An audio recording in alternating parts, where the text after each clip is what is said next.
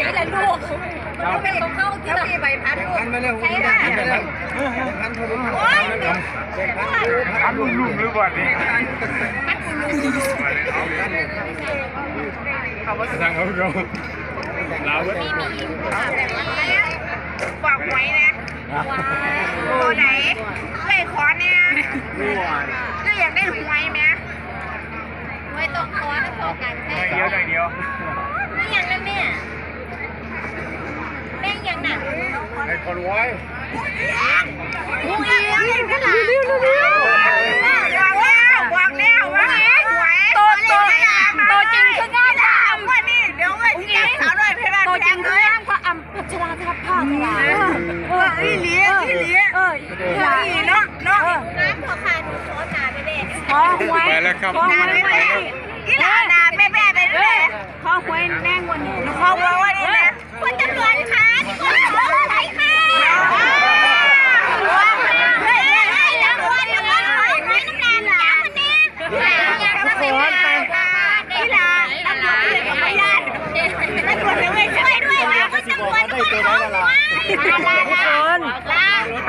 ไปเก็บมาแล้วตำรวจด้วยจะไม่หัวเลยไม่ได้เรียกหัวจับไปตรงวันนี้ซอยนี่ค่ะคุณผู้ชมเอาเลยเรียกหัวจับไปตรงวันนี้ไม่ได้เล่าสบายเขาเลย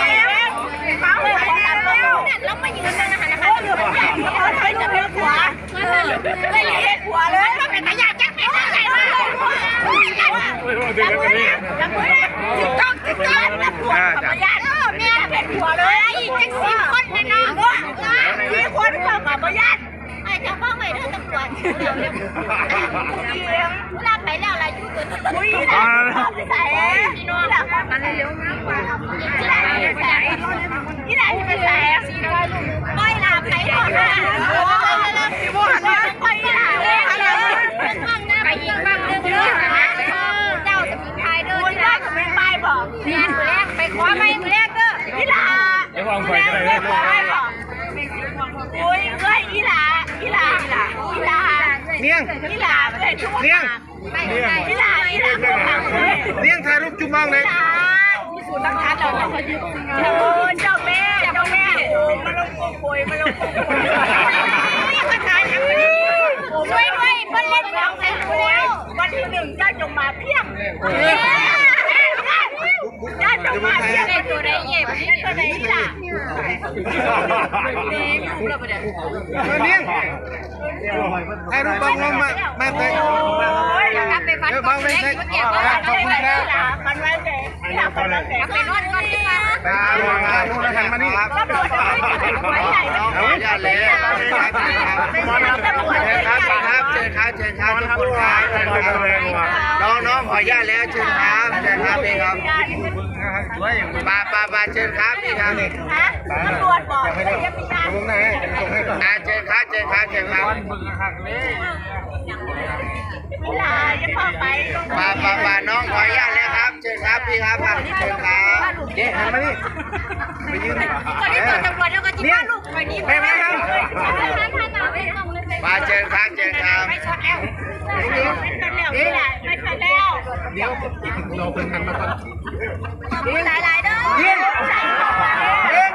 หันมานี่แป๊บนึงมือแรงเด้อมือแรงมาเอาไปเด้อเดี๋ยวไปพันไปกลับไปฝันก่อนไปที่เรื่องบอกแก๊สอะไรตายกันครูเฮ้ยน้องมาถ่ายรูปตรงนี้เฝ้าฝันแป๊บนึงยิงไอ้รถมันไม่ไหลจะฝันครูยิง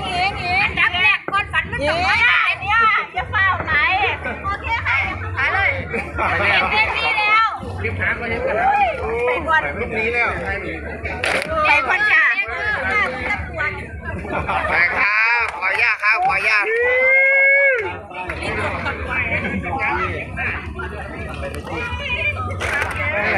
เป็นยังไงครับบรรยากาศมวนมาบรรยากาศนี่ละเฮ้าพี่น้องไปทางใดล่ะ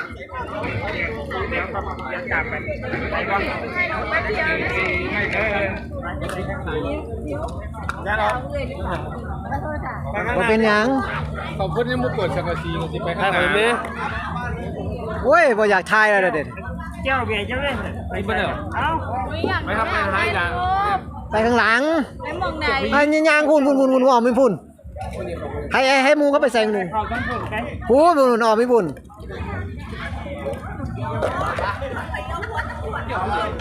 เจ้าเลย หมดแล้วพี่น้องขนาดกลับดึกแล้วกลับหมดแล้วก็ยังอันนั้นอีกอยู่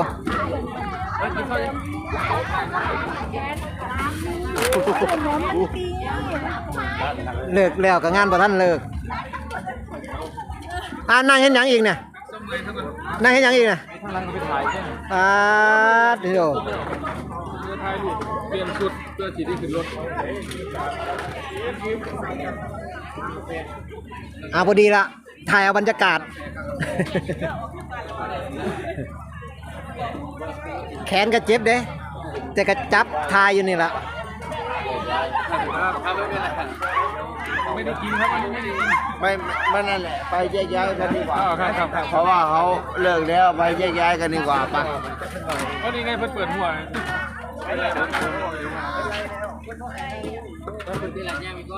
เขาบ่ฮู้เนาะเขาบ่ฮู้ก็เลยให้เฮาแยกย้ายเขาบ่ฮู้เขาบ่ให้ก็บ่ให้ชิดกันจังซี่ เขาให้ชมกันอยู่นี่ คุณตำรวจเขาบ่ฮู้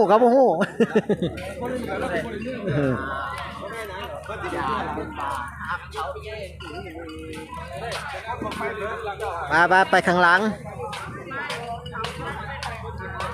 นี่แหละครับพี่น้องบรรยากาศงานเลิกก็ประมาณนี้ครับพี่น้องนี่ขยะหลายคักขยะหลายอีหลีครับพี่น้องมื้ออื่นเจอกันไหมครับพี่น้องมื้ออื่นอยู่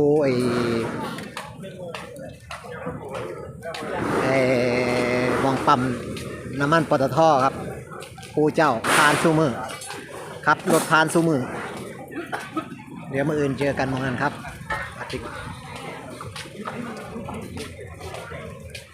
สวัสดีครับ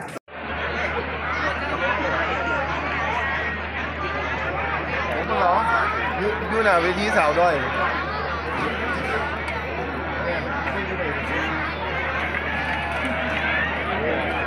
ที่สาวด้วย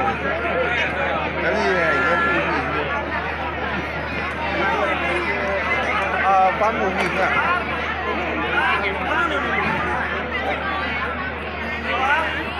ครับ